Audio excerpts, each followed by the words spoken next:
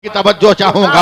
एक हुक्म भी देता रहा, अल्लाह ने सूरज को पैदा किया, कब बुलंद होके बता तू कौन है। अल्लाह ने चांद को पैदा किया, रोशनी बिखेर के बता तू कौन है। अल्लाह ने सितारों को पैदा किया, झिलमिला के बता तू कौन है। अल्लाह ने कहकशां को पैदा किया, का मेरे नबी के तलबों का निशान बनकर बता तू कौन है। अल्लाह ने हवा को पैदा किया, मेरे बंदे को सर्दी दे के बता तू कौन है। अल्लाह ने फूलों को पैदा किया, खुशबू दे के बता तू कौन है। अल्लाह ने दरिया को पैदा किया, बहाव दिखा के बता तू कौन है। अल्लाह ने पानी को पैदा किया, बता तू कौन है। अल्लाह ने पत्थरों को पैदा किया, हुस्न जमाल का रंग बिखेर के बता तू कौन है। अल्लाह ने जमीन को पैदा किया, का फसलों को उगा के बता तू कौन है। अल्लाह ने फसलों को पैदा किया, का दाना निकाल के बता तू कौन है। अल्लाह ने जमीन के पिन्हाइयों में पानी रखा, का मेरे बंदों के कहने पर ऊपर आकर बता तू कौन है। अब चलो बेलारी वालों दो कदम आगे। अल्लाह ने हजरत आदम को नबी किया, ए आदम मैंने नबूवत दे दी, अब तू बता तू कौन है। ए नूह नबूवत दे दी, तू बता तू कौन है। ए शीश नबूवत दे दी, तू बता तू कौन है। ए यूशा कुव्वते जिहाद दिया, तू बता तू कौन है। ए दानियाल दानाई दी, तू बता तू कौन है। ए जुल्किफ्ल तुम्हें बुलंदी दी, तू बता तू कौन है। ए जुन्नून ने तुम्हें कमाल दिया, तू बता तू कौन है। ए सुलेमान तख्त दिया, तू बता तू कौन है। ए शुएब अक्ल दिया, तू बता तू कौन है। ए साले मैंने उठनी दी, तू बता तू कौन है। याकूब की रियाजारी दिया, तू बता तू कौन है। अयूब सब्र दिया, तू बता तू कौन है। यूसुफ हुस्न दिया, तू बता तू कौन है। इब्राहिम नारे नमरूद को गुलजार किया, तू बता तू कौन है। यूसुफ इस्माइल तेरे लिए जन्नती दुम्बा भेजा, तू बता तू कौन है। ए जकरिया शहादत दी, तू बता तू कौन। यहिया ईसार दिया, तू बता तू कौन। मूसा जलाल दिया, तू बता तू कौन। ईसा जमाल दिया, तू बता तू कौन। नाजिम साहब अब तक यही होता आया, आदम तू बता तू कौन। नूह तू बता तू कौन। इब्राहिम तू बता तू कौन। इस्माइल तू बता तू कौन। जकरिया तू बता तू कौन। यहिया तू बता तू कौन। मूसा तू बता तू कौन। ईसा तू बता तू कौन। मगर 12 रबीउल अव्वल को जब मेरे मुस्तफा है, खुदा ने कहा मुस्तफा खामोश रहना, खुदा बताएगा मुस्तफा कौन है। अब मुस्तफा बताएगा खुदा कौन। सुभान अल्लाह, नारे तकबीर, दोनों हाथ उठा करके नारे तकबीर, नारे रिसालत, नारे हैदरी, नारे गौसियत, मशरके आला हजरा जिंदाबाद जिंदाबाद जिंदाबाद। वाह वाह वाह। ऐसी बात थोड़ी है कि मैं तेज नहीं बोल सकता हूँ, मैं बहुत तेज बोल सकता हूँ, मगर मैं उसकी जरूरत नहीं समझ रहा था। मैं ये चाह रहा हूँ कि आपको काम की बात दूं, आपको इतना पुख्ता करके जाऊं। लड़कियों को कैसे तुम बाहया बनाओगे, उनकी आबरू लुटने, जो आबरू का जो खतरा मंडरा रहा है, उन्हें तुम कैसे करोगे। मेरी तरफ 1 मिनट के लिए देखो, 1 मिनट के लिए मेरी तरफ देखो। इतना मैं बदसूरत नहीं हूं कि देख लोगो तो तेरी नजरों का सुरमा खराब हो जाएगा, नहीं तेरे मिज़गान के दुनिया पे वो स्याही चढ़ जाएगी जो हजरे असवद की तरह जो है तुम्हें मिजाज देता हुआ नजर आएगा। जरा सुभान अल्लाह बोल दो मोहब्बत के साथ। सुभान अल्लाह सुभान अल्लाह। 1 मिनट के मेरी तरफ देखो, जल्दी बोलना क्या है। नहीं 2019 याद नहीं है। नहीं, हाँ इतना जल्दी प्रधानमंत्री को मत बोलो। क्या है मास, कसम खुदा की मुसलमानों ये 4 इंच का कपड़ा समझ जाओ, तेरे समाज में इनकलाब पैदा हो जाएगा। पूरी दुनिया की मेडिकल साइंस का इत्तफाक है कि अगर कोई मर्द औरत 4 इंच के कपड़े से अगर मुंह को नाक को ढक ले तो दुनिया की कोई बीमारी नहीं लग सकती। अबे जब मेडिकल का 4 इंच का कपड़ा इतना पावर रख रहा है तो हमारी बेटियों का निकाब कितना पावर रख रहा होगा। भाई नारे तकबीर, नारे रिसालत, नारे हैदरी, जिंदाबाद जिंदाबाद। वाह वाह वाह वाह वाह। बोल दीजिए सुभान अल्लाह, बोल दीजिए। पूंजी तो कुछ है नहीं मगर फुटानी जरूरत से ज्यादा है। पूंजी कुछ नहीं, फुटानी जरूरत से ज्यादा। ए इमाम साहब कहाँ गए थे। ए इमाम साहब कहाँ हो। ए मौलाना क्या कर रहे हो। ए मुअज्जिन क्या कर रहे हो। भूल गए मैं ही तनख्वाह देता हूं। फूटी कौड़ी के बराबर हैसियत नहीं है। रोब दिखाओगे मौलाना को, रोब दिखाओगे इमाम को। समझे भी हो मौलवी किसको कहते हैं? समझे भी हो? नहीं समझे। सिर्फ दाढ़ी टोपी वाले को मौलवी समझ रहे हो। वे भारत के छक्के अच्छे हैं, भारत के छक्के छक्के समझ रहे हैं ना? नहीं समझते हैं लोग? क्या बहुत अच्छे हैं। हाँ हिजड़े। मैं 40 साल से सफर कर रहा हूं, ट्रेनों में उनकी दादागिरी है, मगर आज तक किसी दाढ़ी टोपी वाले को उसने टच नहीं किया। भारत के छक्के भी आपको औकात बताते हैं। हजरत में एक दिन साइड सीट पे मैं था ट्रेन में, हिजड़ों का गोल आया, मुझको नजरअंदाज करके आगे बढ़ा, पता नहीं किस मूड में। मैं कहा इधर आ, पूरा झुंड घुमा, मेरे करीब आने से पहले सर पे दुपट्टा रखा। देखते रहिएगा, समझे? दुपट्टा रखा, हाथ जोड़कर कहिए बाबा। हमने कहा हम फकीर लगते हैं देखने में क्या? हम भिखारी लग रहे हैं देखने में? कहा ना बाबा। बोला सबसे मांगा हमसे क्यों नहीं मांगा? सबसे मांगे हमसे क्यों नहीं मांगा? क्या जवाब दिया, अक्ल को ठिकाने लगा दिया। कहा बाबा आप लोगों से नहीं ना मांग सकते। बोले क्यों? बोला आप लोग देखने ही में मर्द लगते हैं। अल्लाह बता दिया ना औकात आप लोगों की क्या हैसियत है छक्कों की नजर में, क्या हैसियत है, समझा दिया ना। आज भी मुसलमान बन जाओ कसम खुदा की। सुभान अल्लाह सुभान अल्लाह। है क्या? हजरत इमाम मोहम्मद सपना देख रहे हैं, ख्वाब देख रहे हैं कि उनके गांव का एक आदमी जन्नत में घूम रहा। इमाम मोहम्मद बहुत बड़े बुजुर्ग का नाम है, बहुत बड़े इमाम का नाम, इमाम शाफई के उस्ताद का नाम। क्या हुआ? ख्वाब देख रहे हैं मेरे गांव का आदमी जन्नत में घूम रहा। बोला ये तो उतना बढ़िया नहीं है कि जन्नत में जाए। जब तक आंख खुल गई, आंख खुल गई, ये तो मरा भी नहीं है अभी।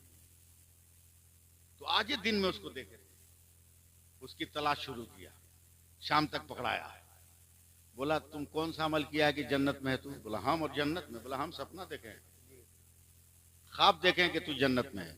और मेरा ख्वाब नहीं है, मेरा सपना नहीं है, वो अपना होता है, समझे? वो आदमी सोच के बोला कि हुजूर कोई अमल तो नहीं है, बस एक नेकी इस हफ्ते हो गई है। बोला क्या? बोला दरियाए दजला के किनारे में वजू कर रहा था और मेरे दाहिने से पानी बाएं जा रहा था। अचानक मैंने देखा कि मेरे बाएं तरफ एक शहर बगदाद का बहुत बड़ा आलिम आके बैठ गया। सुभान अल्लाह सुभान अल्लाह। मैं कांप गया, इसलिए कि मुझको ये नबी का फरमान याद आ गया कि गुनहगार जब वजू करता है तो वजू के धोवन के साथ गुनाह के काले धब्बे गिरते हैं, बेशक। और नेकोकार वजू करता है तो धोवन के साथ नूर के कतरे गिरते हैं। और पानी मेरे दाहिने से बाएं जा रहा था, आलिम मेरे बाएं बैठा था। मैं कांप गया कहीं मुझ गुनहगार का धोवन आलिम को न लग जाए, तो मैं उठकर मैं आलिम के बाएं जाकर बैठ गया कि मेरा धोवन उसको न लगे, उसका धोवन मुझ गुनहगार को लग जाए। सुभान अल्लाह सुभान अल्लाह। यही तो किया है। बोला जल्दी बताओ आलिम कौन है ताकि हम भी उसको इज्जत करके जन्नत खरीद लें। तो उस गुनहगार ने रोते रोते हजरत इमाम मोहम्मद को पकड़ लिया। बोला सरकार वो कोई और नहीं है, आप ही हैं जिसकी इज्जत हमने कर लिया है। सुभान अल्लाह माशाअल्लाह। उलमा की कदर करो, उलमा की इज्जत करो। सुभान अल्लाह बोलिए। है कुछ नहीं, खाली हाथ, एकदम कुछ नहीं, खाली हाथ, एकदम हाथ खाली, मगर फुटानी जरूरत से ज्यादा, फुटानी जरूरत से ज्यादा, और बेहयाई तो मत पूछिए। अब तो शौहरों को औरत हुक्म देती है बर्तन धो लो, चाय बना लो। क्यों? क्या वो आपसे मोहब्बत नहीं करती? करती है, मगर उसकी सोच का जाविया बदल गया, समझे? कि मैं इसकी खिदमत क्यों करूं, इसलिए कि तो मुझसे शादी से पहले 5 लाख रुपया लिया है, मेरे बाप ने इसको खरीदा है, मैं इसकी नौकरी काहे करूंगी, ये मेरी नौकरी करेगा। गरीब बेटियों के बाप से खैरात मांगो, यही औकात रहेगा, यही औकात रहेगा। लेकिन गरीब बेटियों को अगर मोहब्बत से लगा लोगे बगैर खैरात मांगे, नबी की सुन्नत समझकर अगर निकाह में ले आओगे तो तेरे घर को जन्नत बनने में देर नहीं लगेगी। सुभान अल्लाह, सुभान अल्लाह, प्यार से सुभान अल्लाह बोलिएगा। सुभान अल्लाह, माशाअल्लाह। ये बच्चे क्यों हाफिज कुरान? क्या बिलारी में इतने ही बच्चे हैं? मगर इन्हीं पर अल्लाह तबारका व तआला के रहम का बादल क्यों छाया? इनकी मां को भी नहीं मालूम होगा, इनके बाप को भी एहसास नहीं होगा, लेकिन मेरा विजदान कहता है कि हजरत बायजीद बुस्तामी रदी अल्लाह ताला अन्हु ने एक दिन अपनी अम्मी को कहा, अम्मी जान मैं बहुत खुश हूं। बोला क्यों? बोला कुछ काफिरों को मैंने कलमा पढ़ा के मुसलमान कर लिया। सुभान अल्लाह, सुभान अल्लाह, जरा मोहब्बत से बोलिएगा। सुभान अल्लाह। हजरत बायजीद बुस्तामी की अम्मी जान कहती हैं, बेटा इसमें तुम क्यों खुश हो, ये तो तेरा कमाल नहीं, ये तो कमाल मेरा है। जी। बायजीद बुस्तामी घबरा गए, का काम किया मैंने, कमाल आपका कैसे? का बेटा जब तू छोटा था ना, दूध पीने का जमाना था, जब तू दूध पीने के लिए रोता था तो मैं तुमको दूध नहीं पिलाती थी, पहले वजू करती थी, वाह वाह वाह। उसके बाद तुम्हें अपनी गोद में रखकर अपने कलेजे से लगाकर तुमको दूध पिलाती थी। जितनी देर तू दूध पीता था उतनी देर मैं अपने नबी पे दरूद पाक पढ़ती थी। सुभान अल्लाह, बोलते सुभान रहिए, बोलते रहिए, 2-4-10 मिनट और हैं, सुभान बोलते अल्लाह। रहिए सुभान अल्लाह।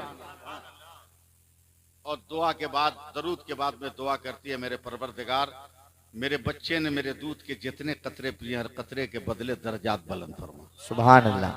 मुझे यकीन है कि दरूद ना सही, वजू ना सही, मगर ये बच्चे जो हाफिज़े कुरान बने हैं बगैर इरादा ही सही, लेकिन इनकी माओ ने इनको दूध पिलाने से पहले हमको लगता है, मेरा एहसास बोल रहा है कि कम से कम उन्होंने बिस्मिल्लाहिर्रहमानिर्रहीम जरूर पढ़ा। सुभान अल्लाह, सुभान अल्लाह, माशाअल्लाह, इसकी माशाअल्लाह। बरकतों का नतीजा है कि बच्चा हाफिज़े कुरान हो गया है। बोल दीजिए सुभान अल्लाह। सुभान अल्लाह। अगर आज भी ये काम कर लिया जाए तो हमारी जिंदगी में इनकलाब आ जाएगा, हमारी जिंदगी में इनकलाब आ जाएगा। भरोसा करो, अल्लाह फरमाता है मेरे रसूल जो दे उसे ले लो, और मेरे रसूल जिससे मना करे उसे छोड़ दो। जी। आज दुनिया कहां से कहां चली गई, लेकिन हम और आप बस वही लकीर के फकीर बने हुए हैं। आज भी मेरे नबी की सुन्नतों में वो ताकत है कि दुनिया की हुकूमत में वो ताकत नहीं। बेशक। सुभान अल्लाह बोलिए। सुभान मैं अल्लाह। हदीसे नेमत के तौर पर सिर्फ एक तारीख का एक पहलू बयान करता हूं, फिर मैं आपकी गुफ्तगू का रास्ता मोड़ता हूं, इसलिए कि अकील साहब इतने गौर से मुझको देख रहे हैं। आप जान रहे हो, इतना लहीम शहीम आदमी जब गौर से देखे तो जरूर इरादे में कहीं ना कहीं कोई दरार है, जिस दरार में मुझको ये शामिल करने की कोशिश कर रहे हों। मगर मैं कोशिश करूंगा कि इनकी निगाहों के दरार में फंसू नहीं, बगैर उस पार निकल कर अपनी मंजिल को मैं तलाश कर लूं। अब गौर करो, 1157 की एक बात बता रहा हूं। 1157 में कुफ्र और इस्लाम में जंग हो रही है। मुसलमानों का कमांडर हजरत सुल्तान सलाहुद्दीन अय्यूबी हैं। बस तवज्जो से सुनना, बस इनके हाथों में कितने सिपाही हैं? सिर्फ 27,000 सिपाही हैं, और दुश्मन कितना है? वो 3,80,000 है। 27,000 सिपाही कम की मोर्चाबंदी की है, मगर जंग का आगाज होने से पहले पहले अचानक हजरत सुल्तान सलाहुद्दीन अय्यूबी बीमार पड़ गए, बदन कांपने लगा। सिपाहियों ने उन्हें एक मंजिल पीछे आराम करने को भेजा है,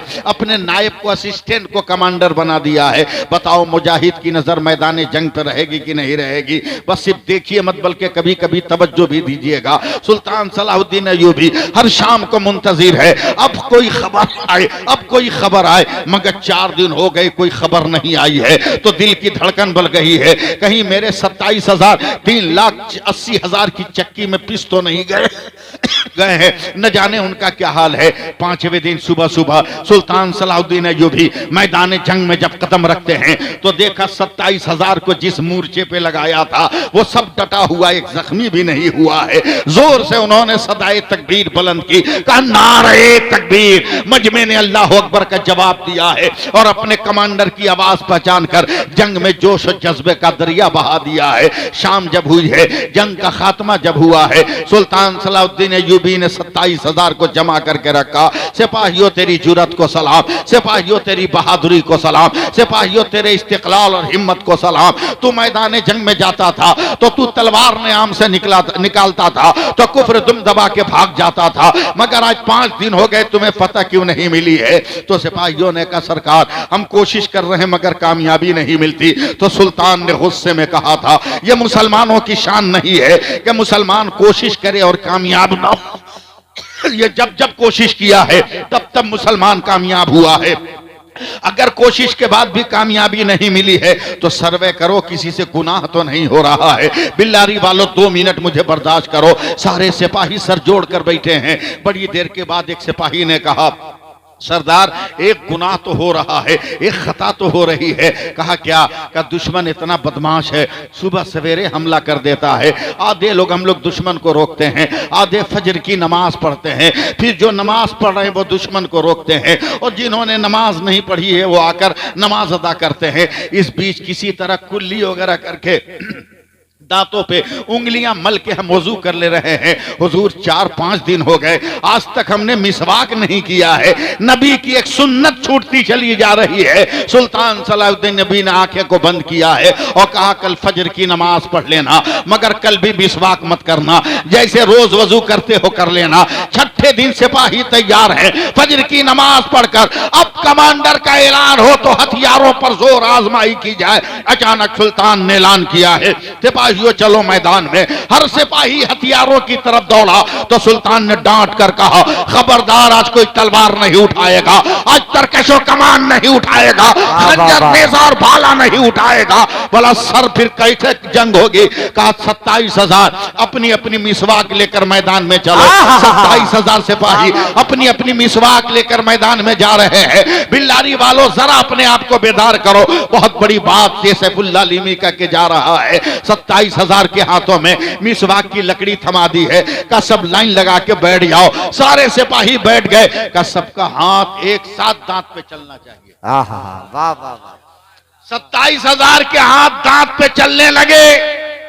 दुश्मन के कमांडर ने जासूस को कहा आज गुस्सा बहुत बढ़ा है, मुसलमानों को गाजर और खीरे की तरह काट देंगे, सलाद बना देंगे। पता लगा किस हाल में है।